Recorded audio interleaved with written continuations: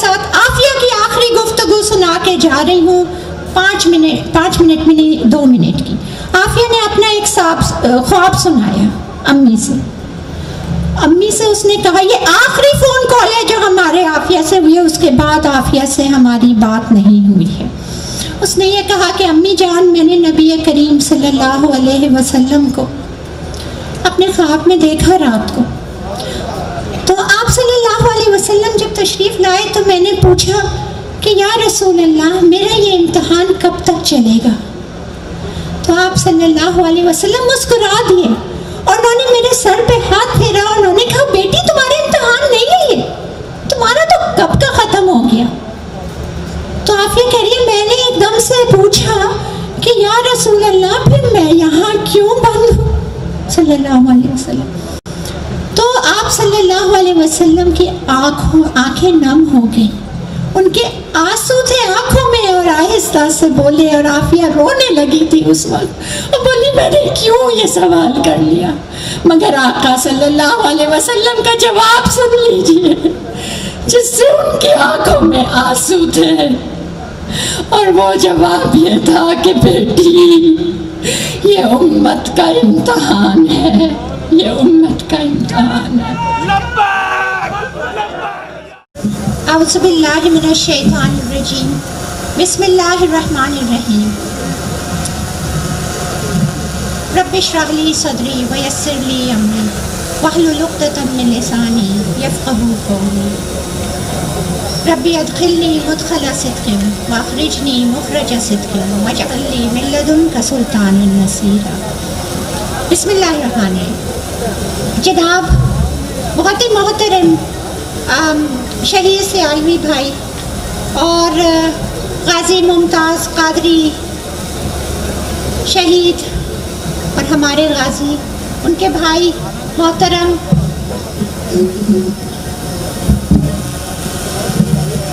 اور جناب نوجوانان اسلام اور پاکستان کشمیر، السلام علیکم۔ میں آج بہت مشکور ہوں آپ لوگوں کی، اور مجھے یہ بھی اندازہ ہے کہ آپ لوگ بہت دیر سے یہاں بیٹھے ہیں اور ٹھنڈ بھی زیادہ ہوتی جا رہی ہے، اور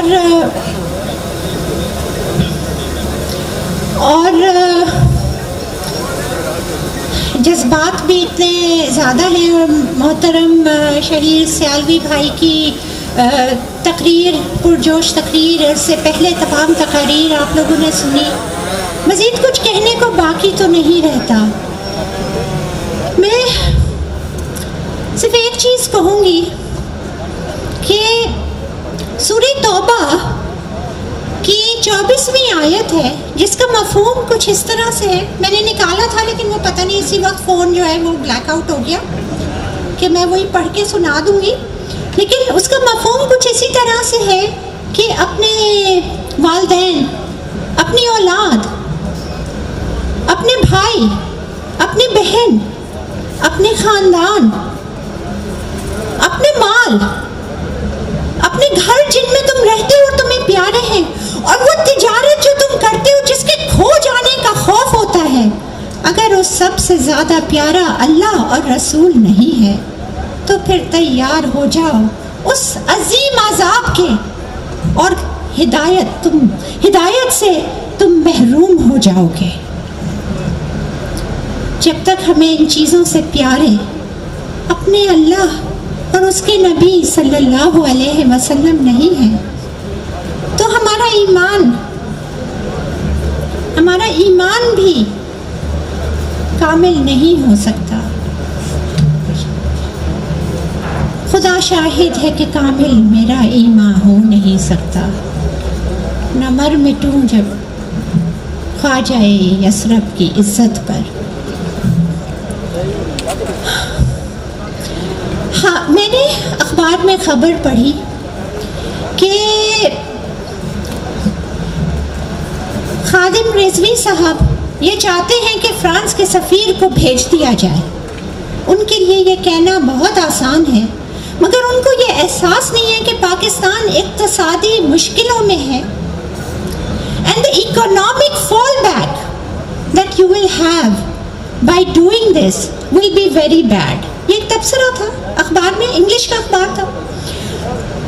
اس وقت میری یہ آیت ایک دم سے گونجی تھی اور میرا دل لرز اٹھا تھا کہ یا اللہ ہم خاموش کیوں بیٹھے ہیں. اللہ تعالیٰ تو کہتا ہے وہ تجارت جو تمہیں پیاری ہے, جس کے کھو جانے کا تمہیں خوف ہے, اگر اس سے زیادہ عزیز تمہیں میرا رسول, تمہیں اللہ اور اس کا رسول نہیں, تو عذاب کے لیے تیار ہو جائے. ایمان تو ہے ہی نہیں, ہدایت, محروم ہدایت سے. یہ سورہ توبہ کی 24ویں آیت ہے, یہ اس کا مفہوم ہے, یہ اللہ کا فرمان ہے. میں عافیہ میری بہن ہے, وہ حافظ قرآن, مفسر قرآن, اس کو قرآن ایسے حفظ تھا کہ ایک چیز میں کہوں کہ اس طرح کا مفہوم تھا, کہیں وہ پورے سے آپ کو سباق کے ساتھ بتا دے گی کس کس جگہ قرآن میں یہ مفہوم آیا ہے اور کس انداز میں آیا ہے اور کیوں آیا ہے. افسوس کی بات کہ میں تو دنیاوی تعلیم میں, ڈاکٹرز, وہ بھی اس نے بھی دنیاوی تعلیم حاصل کی, لیکن اس نے کبھی قرآن کو نہیں چھوڑا. میں نے تو اب سمجھنے کی کوشش کی ہے.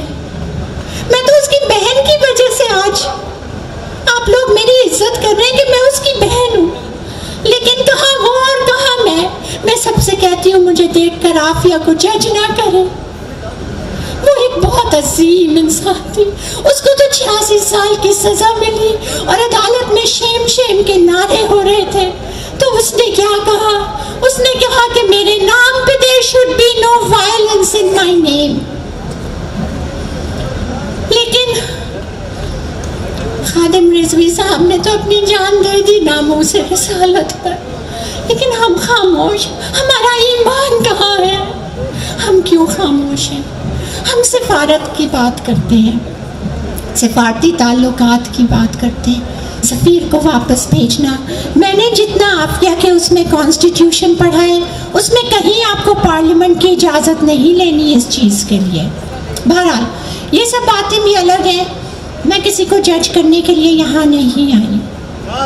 مگر ایک بات میں آپ کو ضرور بتانا چاہتی ہوں, اور وہ یہ کہ انڈیا کی ایک خاتون تھی, ایک بہت ہی چھوٹے لیول کی ایمبیسی میں کام کرتی تھی, دیورانی خوبے راج, اس طرح کا نام تھا اس کا, گوبے راج یا کھوبے راج, دیورانی. تو یہ دیورانی صاحبہ نے اپنی نوکرانی کے اوپر ظلم کیے. نوکرانی نے جا کے وہاں شکایت کر دی اور اس کو اس ظلم و ستم کے اس میں گرفتار کر لیا گیا. اس کو گرفتار کیا, اور جیسا کہ وہاں وہ گرفتار کر کے ہر جو گورا نہیں ہے, وہ چاہے بلیک ہو, چاہے ہسپانوی ہو, چاہے براؤن ہو, تو اس کو وہ اسٹرپ سرچنگ کرتے ہیں, اس عورت کو برہنہ سرچ کرتے ہیں. اس کے ساتھ بھی ایسا ہی کیا. آپ سوچیں کہ روزانہ آپ کی بہن عافیہ کے ساتھ بھی یہ ہو رہا ہے. انڈیا کی پوری مشینری حرکت میں آ گئی. تو ہماری ایک عورت, ایک نوکرانی ہی صحیح, ایک نوکرانی کی بھی عزت ہمارے لیے بڑی ہے.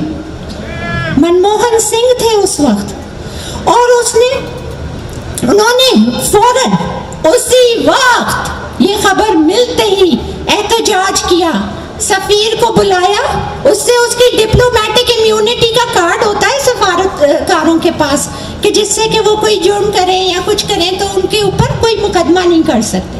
وہ کارڈ اس سے لیا فوراً, اور کیا کیا؟ سیکیورٹی. اب امریکن ایمبیسی کے باہر ہماری آپ نے دیکھی ڈپلومیٹک انکلیو میں سیکیورٹی کا عالم,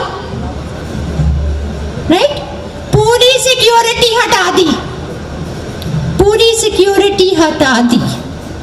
3 دن کے اندر دیورانی کہاں تھی؟ انڈیا میں. اور سفیر کہاں تھے؟ امریکہ میں. 1 دن بھی سیکیورٹی ہٹا دیں تو وہ انڈیا میں رہیں گے؟ پاکستان میں سیکیورٹی ہٹا دیں فرانس کی ایمبیسی سے, کیا ہوگا؟ آپ کا مطالبہ پورا ہو جائے گا. وہ اپنی اس عورت کو جس نے اقبال جرم کیا, جس نے کہ ہر چیز کا وہ کیا کہ ہاں میں مجرم ہوں, جس نے ظلم کیا, جس نے مارا, آپ اپنی ایک معصوم, انہوں نے کہا تم نے اس کے کپڑے, اس کے آنچل پہ ہاتھ کیسے لگایا؟ یہ عورت کی عزت کی بات کر رہے ہو ان کے، تو پھر انڈیا کے ساتھ سلوک بھی دیکھ لیں امریکہ کا. مودی جاتا ہے تو سر کیسا کر کے سینہ تان کے چلتا ہے، اور ہمارے جاتے ہیں تو سر جھکا کے غلاموں کے غلام بن کر جاتے ہیں. کیا عافیہ کے لیے نہیں کر سکتے تھے کہ تم نے کیسے اس کو بڑھنا کر کے کلام پاک اس کے قدموں پہ ڈالا، کلام پاک کہ وہ راکھ ڈالے، اور کہا ان کے اوپر سے چلو ورنہ تمہیں کپڑے نہیں دیں گے. عدالت میں پیشی سے پہلے یہ ہر میڈیا چینل پہ چلی تھی نیوز، یہ ہر جگہ یہ آیا. لیکن پاکستان کے سربراہان نے کیا کیا؟ عافیہ نے عدالت میں خود یہ کہا کہ انہوں نے میرے ساتھ یہ ظلم کیا ہے، اور یہ جج رچرڈ برمن کے حکم کے اوپر کیا جو اس نے کہا کہ یوز آف فورس استعمال کیا جائے. تو جج کے سامنے اس نے یہ کہا کہ آپ نے یہ کیا. اس نے اپنا نقاب اتار کے اپنے دانت دکھائے، اپنا منہ دکھایا، اپنے ہاتھ دکھائے، زخموں سے لہو لہان کہ اتنا مارا ہے کہ تم چلو کلام پاک کے اوپر.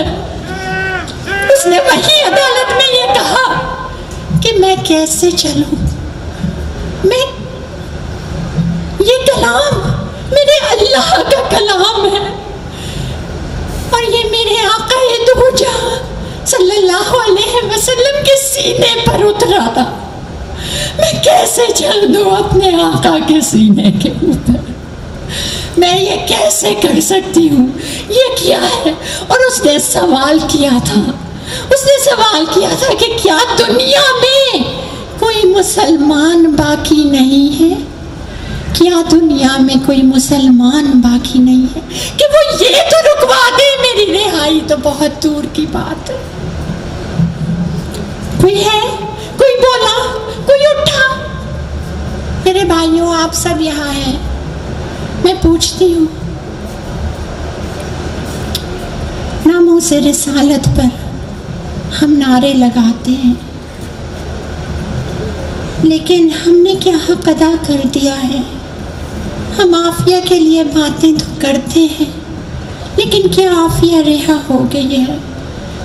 کسی نے جان دے کر اپنے نبی کو صلی اللہ علیہ وسلم کو خوش کیا، تو کسی نے زندان میں بند ہو کر ظلم و ستم سہے. یہ ہیں جن کے دم سے اسلام زندہ ہے، جن کے دم سے ایمان زندہ ہے. ہم آزاد ہیں کہنے کو، لیکن ہم میرے خیال سے ہم زندان میں ہیں. وہ آزاد ہے، اس کی روح آزاد ہے، وہ اپنے اندھیری کال کوٹری میں ہوتی ہے. یہ میں آپ کو ایک بات بتا دوں، آپ خبریں سنتے ہیں کہ عافیہ نے مرسی پیٹیشن سائن کر دی ہے. عافیہ نے کوئی مرسی پیٹیشن نہیں سائن کی ہے، یہ جھوٹ ہے. مرسی پیٹیشن کا مطلب یہ ہوتا ہے خدا کا واسطہ میرے سے اب برداشت نہیں ہو رہا، مجھے معاف کر دیجئے، میں نے جرم کیا ہے، مجھے ایک سیکنڈ چانس دے دیجئے. عافیہ نے کبھی اقبال جرم نہیں کیا ہے، اور نہ اس کے کسی فیملی ممبر نے کیا ہے، نہ اس کے تفسد سے اس کے کسی وکیل نے کیا ہے. عافیہ نے جو پیٹیشن سائن کی ہے وہ کمیوٹیشن آف سینٹنس کی پیٹیشن ہے. اس کو یہ کہتے ہیں کہ میرے ساتھ زیادتی ہوئی ہے، آپ میرے کیس کو ریویو کریں اور اس کو اور خارج کر دیں مقدمے کو. تو یہ ذرا سی کلیریفیکیشن کرنا چاہ رہی تھی. دوسری چیز یہ کہ ہماری، دیکھیں میرے بھائیوں، کوئی مر جاتا ہے نا، جب دنیا سے رخصت ہوتا ہے کچھ دن کے بعد ایک قدرتی چیز ہے، صبر آ جاتا ہے. لیکن جب کوئی کھویا ہوا ہوتا ہے یا کسی اپنے پیارے سے آپ رابطے میں نہیں آ سکتے اور آپ کو یہ پتہ ہے کہ وہ برے حال میں ہے، تو روز جیتے ہیں اور روز مرتے ہیں، اس کا صبر نہیں ہوتا. موت موت پکارتے ہیں اور موت نہیں ہوتی.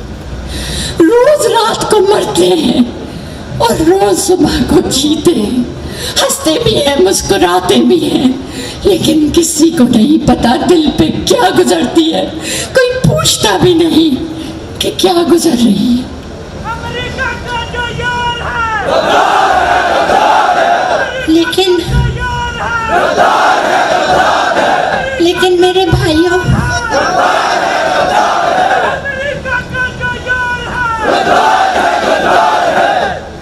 پچھلے 3.5 سال 3.5 years سے ہم نے عافیہ کی آواز بھی نہیں سنی ہے. میرے بھائی روز جاتے ہیں، ہر تہوار پہ جاتے ہیں کہ تہواروں کی وہ لوگ بہت کرتے ہیں قدر، چاہے کرسمس ہو، چاہے تھینکس گیونگ ہو، چاہے عید ہو، عید الفطر ہو. باہر بیٹھے رہتے ہیں جیل کے، لیکن ملنے نہیں دیتے.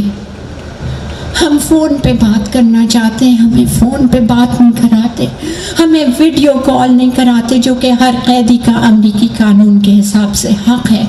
3.5 سال سے ہمیں کچھ بھی نہیں پتا، ہمیں کچھ بھی نہیں پتا، مگر وہ اللہ ہے، اپنے کارنامے ہیں اس کے، وہ کس وقت کس کے ساتھ کیا کرتا ہے. فون آتا ہے ہماری امی کے پاس، اور ایک آدمی انگریزی میں بات کرتا ہے. امی نے مجھے دیا کہ فوزیہ یہ کیا بات کر رہا ہے، عافیہ کا نام لے رہا ہے، اللہ خیر کرے، کیا ہو گیا؟ جیل سے بول رہا ہے. تو اس نے یہ کہا کہ میں جیل کا ایک سپاہی ہوں.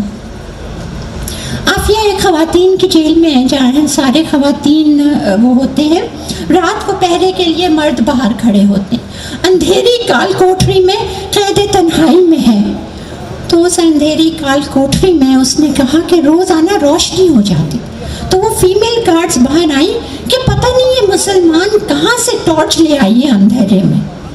اس کے ہم نے پوری اس کی سرچ کر لیا ہے لیکن کچھ نہیں لائٹ ملتی. لیکن دیکھو روز رات کو اس کی کال کوٹری روشن ہوتی ہے، ایسی برائٹ لائٹ ہوتی ہے کہ ہم. تو اس نے کہا کہ اپنے دوست سے کہا، دونوں نے کہا کہ یار آج چلتے ہیں، آج اس مسلمان کی یہ لائٹ نکال کے ہی چھوڑتے ہیں. تو آپ کو پتہ ہے یہ گئے. اب وہ جو اسپیشل ہاؤسنگ یونٹ کارزول FMC کارزول میں ہے، وہ ایک چھوٹا سا 6x4 کا کمرہ ہے، اسی کے اندر ایک چھوٹا سا بنک ہے، اور وہیں پہ WC ہے، اور وہیں پہ ایک ہاتھ دھونے کا وہ ہے، بس کل یہ سب کچھ ہے. ایک چھوٹا سا، اچھا روشن دان بھی نہیں ہے، ایک چھوٹا سا وہ ہے جس طرح کتوں کو ان کو آپ نے اس میں دیکھا ہوگا نا، یوں نیچے سے یوں کر کے اچھوتوں کو کھانا ڈال دیتے ہیں نا، ایک چھوٹا سا یہ ہوتا ہے، اور اتنے چھوٹے چھوٹے سلاخیں ہوتی ہیں نا، ایک چھوٹا سا. یہ ہے اسپیشل ہاؤسنگ یونٹ FMC کارزول کا، جس میں عافیہ کو بند کیا ہوا ہے. تو اس میں اس کو بند کیا ہوا، تو اس میں سے روشنی آتی، اور اتنی تیز روشنی کہ پورے آس پاس کا بھی سب روشن ہو جاتا. اس نے جب دروازہ کھولا تو کیا منظر دیکھا، یہ منظر وہ بتاتا ہے جس سے کہ میں دعوے سے کہہ سکتی ہوں کہ ہاں میری بہن عافیہ زندہ ہے، چونکہ یہ اس کے علاوہ کوئی اور نہیں ہو سکتا. اور وہ منظر یہ تھا کہ وہ بیٹھی ہوئی تھی، اس کے ہاتھ میں کتاب تھی، اور اوپر سے ایک بیم آف لائٹ آ رہی تھی چھت میں سے، اور اس کتاب میں سے وہ سارے میں پھیل رہی تھی. اور وہ اس نے کہا تھا گانا گا رہی تھی، وہ تلاوت کر رہی تھی. یہ ہے کہتی ہے 100 زبان سے قرآن کی خاموشی، لاریب ذات پاک کی سچی کتاب ہو، مجھ میں بھرے جہاں کے علوم و فنون ہے، قرآن میرا نام ہے، ام الکتاب ہوں. اور اس نے کہا کہ میں ایمان لے آیا ہوں، and I am now a Muslim, but I believe in the Allah that Afia worships. I'm sorry to say I cannot be called a Muslim, that you people are silent for Afia Siddiqui. اس نے کہا میں مسلمان ہو گیا، لیکن میں اپنے آپ کو مسلمان نہیں کہوں گا، چونکہ تم مسلمان جو ہیں وہ اتنے بے غیرت ہیں کہ وہ مسلمان کہنے کے قابل نہیں. میں اس اللہ پہ ایمان لایا ہوں جس کی آپ یہ عبادت کرتی ہے، آپ پتہ نہیں کس اللہ کو جانتے ہیں. تو میرے بھائیوں، میں آپ کا زیادہ ٹائم نہیں لوں گی. میں آپ لوگوں کی بہت مشکور ہوں کہ آپ نے مجھے سنا. میں آپ